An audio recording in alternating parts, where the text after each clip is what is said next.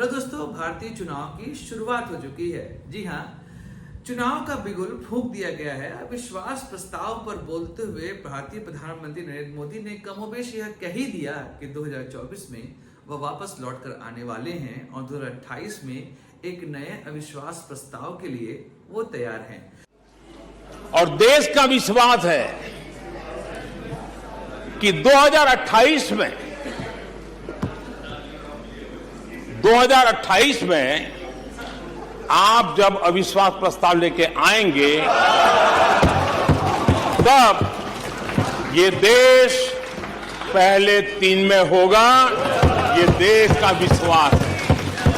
अब वो चुनकर आते हैं या नहीं आते हैं, यह तो समय के गर्भ में बातें छुपी हुई हैं। लेकिन हम बात करेंगे आज एक ऐसे मुद्दे की जिस मुद्दे को भारतीय प्रधानमंत्री ने आज सदन में उठाया। जी हाँ, यह अविश्वास प्रस्ताव लाया गया था मणिपुर के मुद्दे को लेकर। जिस तरह से वहां पर कुकी और मैतेई समुदायों के बीच झड़प चल रही है और महिलाओं के साथ अभद्रता हो रही है, जिसका वीडियो मई के महीने में आया था। मई के महीने में वो घटना हुई थी और जुलाई में उसका वीडियो आया था। उसके बाद मणिपुर के मुद्दे ने तूल पकड़ लिया था और इसी को लेकर जब संसद का मानसून सत्र शुरू होता है और भारतीय प्रधानमंत्री को सदन में मणिपुर के मुद्दे पर वक्तव्य दिलाने के लिए विपक्षी दलों ने अविश्वास प्रस्ताव लाया था। यह साफ सी बात है कि विश्वास प्रस्ताव टिकना नहीं था, क्योंकि बीजेपी के पास खुद ही अपने अकॉर्डिंग बहुमत 301 उनके पास सीट है। ऐसे में सरकार तो गिरनी नहीं थी, लेकिन भारतीय प्रधानमंत्री को अविश्वास प्रस्ताव आने की वजह से सदन में बोलना मजबूरी हो गई थी। अमित शाह ने मणिपुर के मुद्दे पर पूरी बात अपनी एक दिन पहले रख दी थी, लेकिन आज 10 अगस्त को भारतीय प्रधानमंत्री ने भी अपनी बात कही। बेसिस की पाठशाला में आज हम बात करेंगे एक ऐसे ही बात की जहां पर मिजोरम की बात कही भारतीय प्रधानमंत्री ने। किस तरीके से भारतीय प्रधानमंत्री इंदिरा गांधी ने अपने ही लोगों पर बम गिराया था और कई सारे नागरिक मारे गए थे। 5 मार्च 1966 इस दिन कांग्रेस ने मिजोरम में असहाय नागरिकों पर अपनी वायुसेना के माध्यम से हमला करवाया था। आज की इस वीडियो में, जो कि बेसिस की पाठशाला पर मैं लेके आया हूं, इसमें हम बात करेंगे आखिर मिजोरम की वो घटना थी क्या और क्या ऐसा हुआ था जिसकी वजह से उस समय की भारतीय प्रधानमंत्री इंदिरा गांधी को वायुसेना की मदद लेनी पड़ी थी। दोस्तों, हमारा एक और चैनल 10 बजे जिसमें भी हम चुनावी मुद्दों को पूरे तरीके से कवर करेंगे, आप उसको भी सब्सक्राइब कर लीजिए। और वहां पर भी मैं कई सारे वीडियोस डाला हूं, जैसे आज उस पर मैंने आपके सामने वीडियो डाला है कि भारतीय प्रधानमंत्री के द्वारा अविश्वास प्रस्ताव के बारे में जो बातें कही गई उसका निचोड़ क्या था। इस पर वीडियो मैंने वहां पर डाला हुआ है, आप उसको देखिएगा। और इस चैनल पर भी हम चुनाव के बारे में बात करेंगे, लेकिन यहाँ पे कहानियां चलेंगी और वहां पर मुद्दे चलेंगे। दोनों चैनलों को आप सब्सक्राइब कर लीजिए और वीडियो को लाइक और शेयर जरूर करिए। शुरू करते हैं आज की अपनी कहानी कि मिजोरम में आखिर हुआ क्या था। क्या हुआ ऐसा कि 5 मार्च 1966 को भारतीय प्रधानमंत्री ने वायुसेना की मदद ली और अपने ही लोगों पर बम गिराया। कहाँ गई ये कहानी और क्या थी उस कहानी की बातें करेंगे आज। मैं हूं आपका दोस्त सुधांशु और आप देख रहे हैं बेसिस की पाठशाला।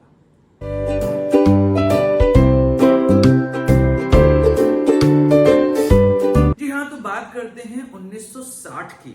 उस समय जो हमारा पूर्वोत्तर भारत है वो कमोबेश असम ही हुआ करता था। मणिपुर और त्रिपुरा को हटा दिया जाए तो बाकी जितने भी राज्य हैं वो उस समय असम का ही हिस्सा हुआ करते थे।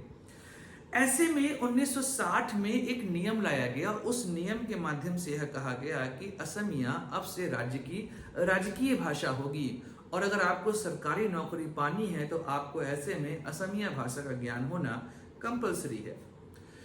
उस समय इसको लेकर मिजो हिल्स में काफी ज्यादा बवाल हुआ और बवाल ऐसा हुआ कि उस समय वहां के नेता लालडेंगा ने MNF बनाई।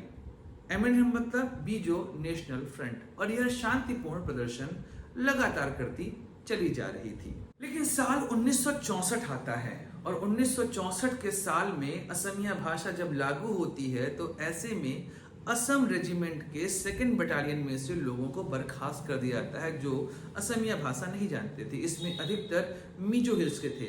ऐसे में ये सभी आगे जाकर MNF को ज्वाइन करते हैं और एक आर्मी बनाते हैं, मिजो नेशनल आर्मी, जो कि आर्म रिबेलियन वहां पर शुरू करती है। इस आर्म रिबेलियन को सपोर्ट मिलता है चीन और पूर्वी पाकिस्तान का। जी हाँ, उस समय जो मिजोरम का इलाका है वो पूर्वी पाकिस्तान से अपनी बॉर्डर शेयर करता, जिसे इस समय आप बांग्लादेश कहते हैं, उससे वो बॉर्डर शेयर करता था। ऐसे में चीन और पूर्वी पाकिस्तान लगातार वहां पर हथियार सप्लाई करते जा रहे थे और यह घटना यहां तक पहुंच चुकी थी कि मिजोरम, जो से उससे मिजो हिल्स कहा जाता था, ये कहीं ना कहीं भारत से अलग होने के बारे में सोच रहा था। माहौल ऐसा बन चुका था कि मिजो हिल्स जो है वो अपने आप को भारत से अलग करने के विषय में सोचना शुरू कर चुका था। जब भारतीय सरकार तक ये खबर पहुंची कि मिजो नेशनल आर्मी लगातार आर्म रिबेलियन कर रही है और ऐसे में चीन और पूर्वी पाकिस्तान का भी उनको समर्थन मिल रहा है, ऐसे में 1963 में सुरक्षा बलों ने लाल डेंगा के ऊपर देशद्रोह का मुकदमा दायर कर दिया, लेकिन कोर्ट ने लाल डेंगा को बरी कर दिया। बाद में वो लाल डेंगा भाग के चले जाते हैं पूर्वी पाकिस्तान और वहां पर वह अपने आर्मी के लोगों को ट्रेनिंग देना शुरू करते हैं और हथियार जो मिलता है वो पूर्वी पाकिस्तान और चीन से उनको लगातार हथियार जो है उस समय वहां पर मिल रहे थे। उसी बीच 1965 में लड़ाई शुरू हो जाती है भारत और पाकिस्तान की। उस समय भारत के प्रधानमंत्री लाल बहादुर शास्त्री थे। ऐसे में लाल डेंगा एक मेमोरेंडम जारी करके लाल बहादुर शास्त्री के पास लेटर भेजते हैं। उसमें ये कहते हैं कि मिजोरम भारत के साथ रहेगा या नहीं रहेगा, इसका निर्णय अब भारत को करना है। अब ऐसे में हर तरफ अफरा तफरी तो मचनी ही थी। उसी बीच क्या होता है कि भारतीय प्रधानमंत्री लाल बहादुर शास्त्री की ताशकंद में मृत्यु हो जाती है।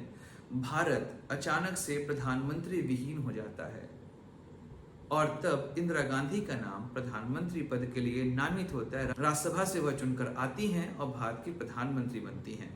भारत की प्रधानमंत्री जब बनती हैं उस समय स्थिति बड़ी खराब थी। यहाँ पे द्रविड़ का मुद्दा अलग चल रहा था, नागा हिल्स का मुद्दा अलग चल रहा था और ये मिजोरम का मुद्दा भी अभी मुंह फाड़े खड़ा हुआ था। इधर पाकिस्तान के साथ हमारी युद्ध के कुछ खास निर्णय नहीं निकले थे। ऐसे में माहौल बड़ा खराब चल रहा था।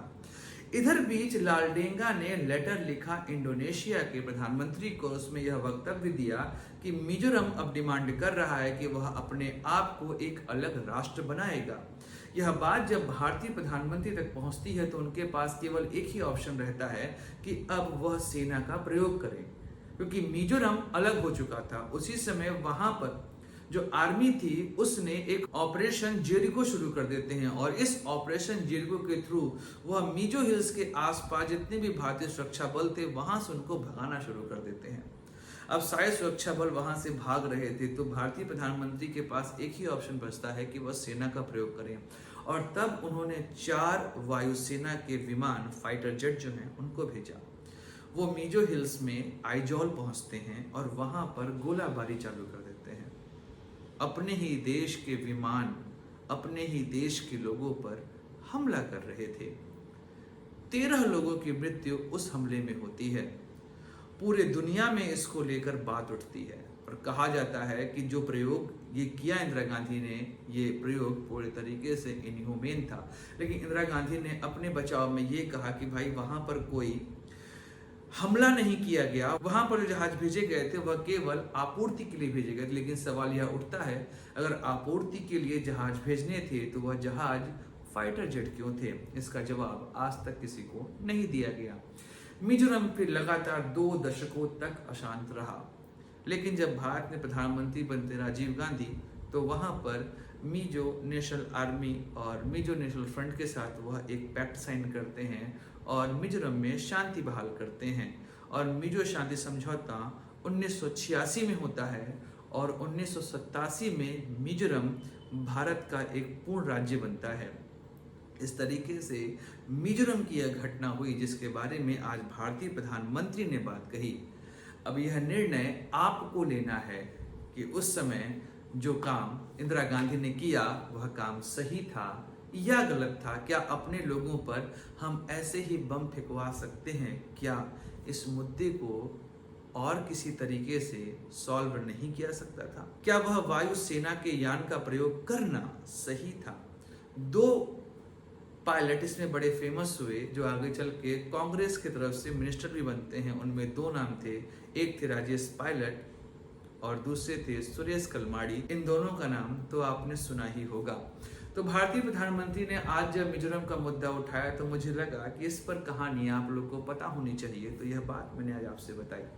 आपको इस मुद्दे पर चर्चा करनी है, देखना है कि यह मुद्दा जो हुआ यह क्यों हुआ और यह घटना जो हुई वह क्यों हुई। मिलेंगे अगले वीडियो में। चुनावी समर लगातार चलता रहेगा और अगली कई सारी कहानियां आपके पास आएंगी। मिलते हैं अगले वीडियो में, तब तक इस वीडियो को लाइक करिए, चैनल को सब्सक्राइब करिए, इस वीडियो को शेयर जरूर करिए। जय हिंद, वंदे मातरम, भारत माता की जय।